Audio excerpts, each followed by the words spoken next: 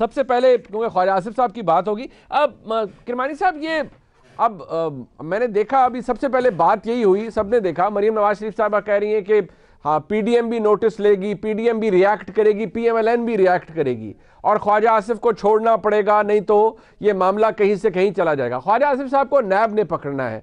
NAB کا تو بڑا سیدھا سا معاملہ ہے, ریمانڈ ہے, قانون ہے, 90 دن تک کوئی وہاں پر پرسان حال نہیں. تو خواجہ آصف صاحب کو چھوڑے گا کون؟ وہ تو اب عدالت کا پروسیس ہے, وہ حکومت کے ہاتھ میں یا کسی اور کے ہاتھ میں تو نہیں ہے. تو کیا ریاکٹ کریں گے اور کیا ملے گا آپ کو؟ بسم اللہ الرحمن الرحیم. شکریہ منیب صاحب. میں سمجھتا ہوں کہ آج یہ انتہائی ایک افسوسناک واقعہ ہے خواجہ آصف کی جو گرفتاری کا. اس ملک میں جو پولرائزیشن ہے اور ایک ریونج کی, انتقام کی سیاست کے سائے اتنے گہرے ہوتے جا رہے ہیں. ہونا تو یہ چاہیے کہ اس ملک کی خاطر, اس قوم کی خاطر اس پولرائزیشن کو, اس انتقام کو دفن کر دینا چاہیے, اور اس ملک اور قوم کے جو اصل مسائل ہیں جو کہ غربت ہے, مہنگائی ہے, بے روزگاری ہے, اس پر حکومت کی تمام توجہ ہونی چاہیے. جہاں تک نیب کی بات ہے تو نیب کے بارے میں تو میں صرف اتنا عرض کروں گا کہ اس پہ تو جو سپریم کورٹ نے آبزرویشن دی ہے اس کے آگے تو مزید کچھ کہا ہی نہیں جا سکتا. لیکن یہ جو آج خواجہ آصف صاحب کو گرفتار کیا گیا ہے, یہ میں اس کی مذمت کرتا ہوں, اور میں امید کرتا ہوں کہ پاکستان میں عدالتیں جو ہیں وہ ان کو انصاف دیں گی. مسلم لیگ نون کو بدترین انتقامی سیاست کا نشانہ پچھلے 2.5 سال سے بنایا جا رہا ہے. شہباز شریف صاحب ہوں, حمزہ شہباز شریف صاحب ہوں, یہاں تک کہ خاندان کی قابل احترام خواتین تک کو سپیئر نہیں کیا جا رہا. ٹھیک ہے, تو یہ سلسلہ جو ہے مجھے ٹھیک. اب آپ نے فرمایا یہ غلط ہے اور یہ سیاسی انتقام ہے. میاں نواز شریف صاحب بھی یہی کہتے ہیں, اور آپ کا بھی جو آپ یہی کہہ رہے ہیں کہ شاید یہ کسی کے بہشت پہ یا حکومت کے بہشت پہ کیا جا رہا ہے. اب ہمایوں اختر خان صاحب یہ چلے, یہ ڈیبیٹ تو خیر بہت پرانی ہو گئی کہ نیب اور حکومت کا گٹھ جوڑ ہے, سب کچھ ہو رہا ہے. لیکن خواجہ آصف صاحب کے قانونی معاملات تھے, ایک معاملے کے اندر انہوں نے اپنے آپ کو, وہ جو سارا معاملہ سپریم کورٹ میں کیا وہاں سے کلیئر ہوا, یہ ایسٹ بیانڈ مینز کا کیس ہے. اب اس کے حوالے سے تفصیلات سامنے آئیں گی. یہ سب کچھ آپ یعنی آپ کی حکومت گھبراہٹ میں کر رہی ہے, خاص طور پر پی ایم ایل این کے ساتھ, کیونکہ پی ایم ایل این ایک بہت بڑی جماعت ہے, اپوزیشن کی سب سے بڑی جماعت ہے, اور یہ آپ بوکھلاہٹ میں کر رہے ہیں. شیخ رشید صاحب کو بھی یہ ٹاسک دیا گیا, آج کچھ لوگوں نے کہا, اور مریم نواز شریف صاحبہ نے کہا کہ یہ سب بوکھلاہٹ میں کر رہے ہیں, خواجہ آصف صاحب کو پکڑنے کا کیا تک بنتا تھا, اور آپ ایکچولی گھبرائے ہوئے ہیں اس لیے سب کچھ کر رہے ہیں. منیب, ہم نے شروع سے کہا ہے یہ جو 2.5 سال کی سیاست ہے پیپل پارٹی کی اور پی ایم ایل این کی, یہ جو ان کی ٹاپ لیڈرشپ پہ مقدمات ہیں, سپریم کورٹ کے 4-4, 5-5 آنریبل ججز کے بینچز ہیں جن کی جے آئی ٹیز بنی, جن کے ریفرنسز بنے, اور ادھر سے یہ مقدمات شروع ہوئے, اور وہی بنیادی سیاست ہم دیکھ رہے ہیں پچھلے 2.5 سال کی. ہم نے ہمیشہ کہا کہ ہم اکاؤنٹیبلٹی پہ یقین رکھتے ہیں اور جو اکاؤنٹیبلٹی پروسیس ہے اس کو سپورٹ کرتے ہیں. اب اسی کا نتیجہ ہے کہ آج آپ دیکھ رہے ہیں کہ نواز شریف صاحب بیل پہ ای سی ایل سے نکل کے ملک سے باہر بیٹھے ہوئے ہیں. اوکے, آج مریم صاحبہ بیل پہ بیٹھی ہیں کیونکہ وہ عدالتوں نے ان کو بیلز دی, عدالتوں نے ان کو کنوکٹ کیا. اور ابھی یہ کہنا کہ بکھلاہٹ ہو گئی ہے خواجہ آصف صاحب پہ بڑے عرصے سے, اگر ہماری بکھلاہٹ ہوتی تو خواجہ آصف سے بہت زیادہ ووکل, خواجہ آصف تو پچھلے 3 مہینے سے بات ہی کوئی نہیں کی انہوں نے, بہت زیادہ ووکل لوگ بیٹھے تھے جن کے خلاف کارروائی کی جا سکتی تھی. یہ ایک نارمل جو ان کے خلاف کیس چل رہا تھا وہ ہے. بکھلاہٹ دراصل اس وقت پی ڈی ایم میں ہے. پی ڈی ایم کا نیریٹو ناکام ہو گیا. ہم نے پہلے دن سے کہا تھا کہ پاکستان کی فوج کو بائی نیم اٹیک کریں گے جب وہ اقتدار میں بھی نہیں ہے اور برقوں میں بیٹھی ہے. یہ نیریٹو سٹک نہیں کرے گا. ان کی پی ڈی ایم کی پارٹیز کی آپس میں ڈائیورجنس ہے, کنورجنس آف ویوز ہے ہی نہیں. اسی لیے کوئی کہتا ہے ہم استعفیٰ دیں گے, کوئی کہتا ہے نہیں دیں گے, کوئی کہتا ہے لیڈر کے پاس جمع ہوئے, کسی نے دوڑ کے اسپیکر کو دے دیے, کوئی پتہ نہیں چل رہا کیا ہو رہا ہے. اور جو سب سے بڑی چیز ہوئی ہے کہ جو لاہور کا جلسہ ناکام ہو گیا ہے, اور اس میں ایک دڑاڑ نظر آتی ہے پی ایم ایل این کے اندر, کیونکہ پنجاب تھرو آؤٹ शहबाज और हमजा साहब के पास रहा है। आपने पंजाब की परफॉर्मेंस देख ली, जो उनका एंटी इन्होंने इतना अप किया था, उसका नतीजा। बट हमारे साहब एक बात, मैं एक बात और आपकी इजाजत हो। जी जी। जमीयत उलमा इस्लाम में इस वक्त सीरियस किस्म का इंतशार पैदा हो गया है।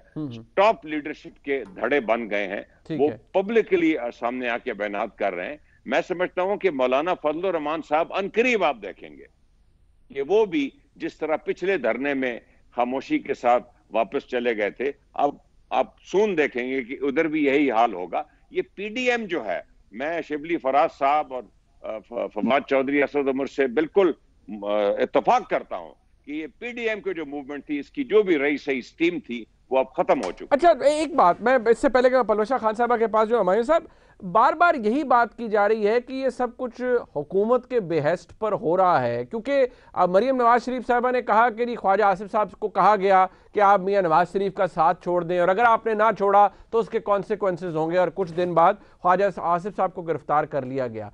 और इस तरह की बात ये पहली दफ़ा नहीं की गई कि पीएमएलएन के लोगों के ऊपर ये दबाव रहा है कि भाई आप हट जाएं साइड मियां नवाज शरीफ से, पीएमएलएन की जो ये नैरेटिव है इससे किनारा कशी कर लें तो आप बच जाएंगे।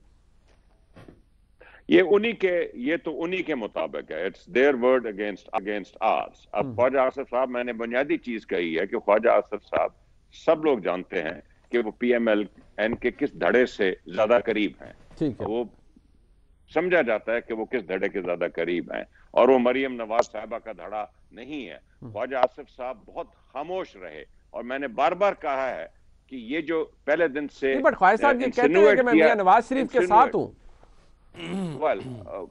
कहना और बीच में जो एक्चुअल एक्शन होते हैं वो फर्क चीज होती है। अच्छा, ठीक।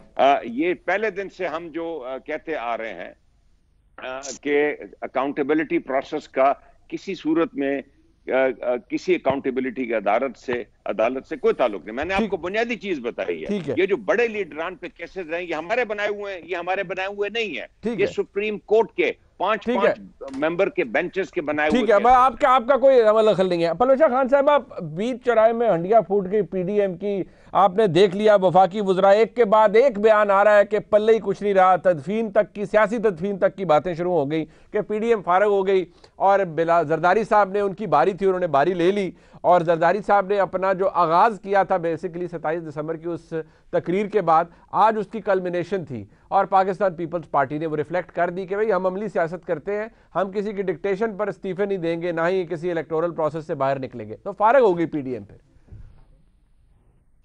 बहुत शुक्रिया मुनीब।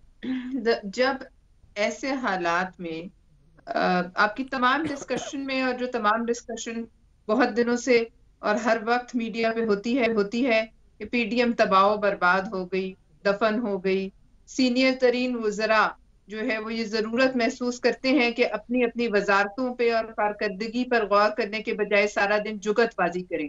प्रेस कॉन्फ्रेंसेस का एक जुम्मा बाजार लगा होता है, एक खत्म होती है तो दूसरा शुरू हो जाता है। अगर ये तमाम चीजें और ये आर्ग्यूमेंट मान लिया जाए कि पीडीएम में दरारें पड़ गई, मौलाना साहब की पार्टी टूट गई, सब कुछ खत्म हो गया, कोई आगे का रास्ता नहीं, तो ये बताइए कि हुकूमत को इस कदर मुसीबत क्यों पड़ी हुई है? क्यों हर कैबिनेट डिस्कशन में सिर्फ यही है कि हरीफों को किस तरह नीचा दिखाया जाए?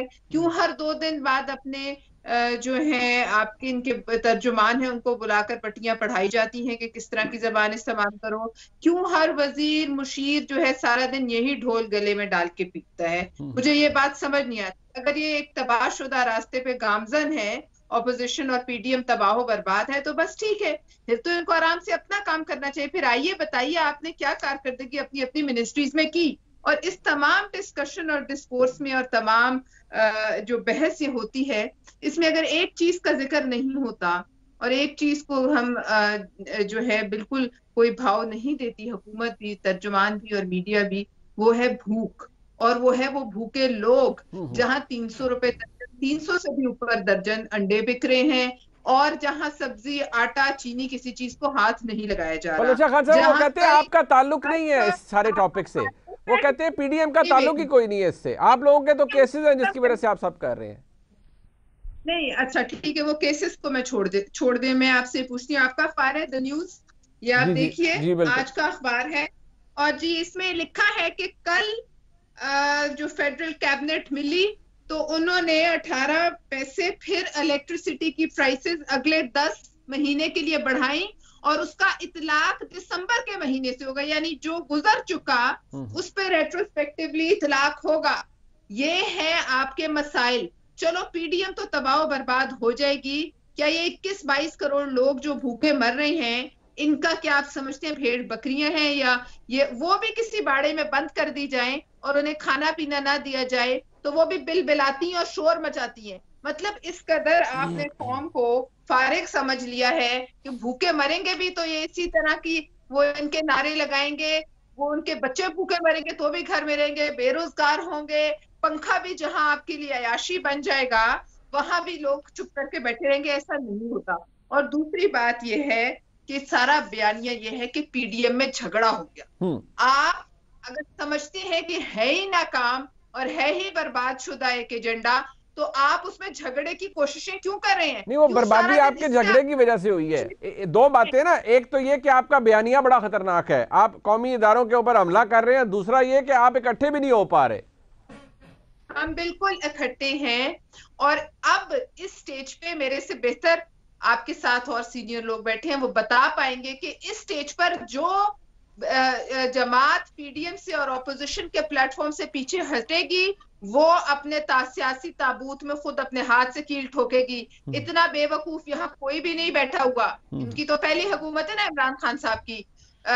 यहाँ कोई इतना बेवकूफ नहीं कि वो ये ना समझ सके कि अगली सियासत किस तरफ जा रही है। और इनके अपने मेंबरान, आज बात की है ना बिलावल साहब ने अदम एतमाद की, इनके उसके पीछे भी एक कहानी। इनके अपने मेंबरान जो हैं इनके अपने वो हलकों की तरफ रुख नहीं कर सकते। इनके मुशीर और वो लोग जो आज इनके साथ हैं और कल हमारे साथ थे, मैंने खुद देखा है कि वो छुप छुप के किस तरीके से हमारी क़ियादत को रात को बैठकर व्हाट्सएप करते हैं। लिहाजा मामला ये है कि इतना पागल कोई भी नहीं है कि इस तरीके से तमाम तर ये 2.5 साल हो गए हैं। 2.5 सालों में आप एनआरओ के अलावा कोई लफ्ज है जो इन्होंने बताए, मुझे बताया। और अब चले आ जाए अकाउंटेबिलिटी पे भी आ जाए। असल सवाल क्या ये नहीं बनता कि 73 साल में आटा 35 से 70 100% जंप मार के इधर आ गया, और जो हम 850 तकरीबन अरब का लेते थी ये कौम, उन्होंने 1800 अरब का लिया।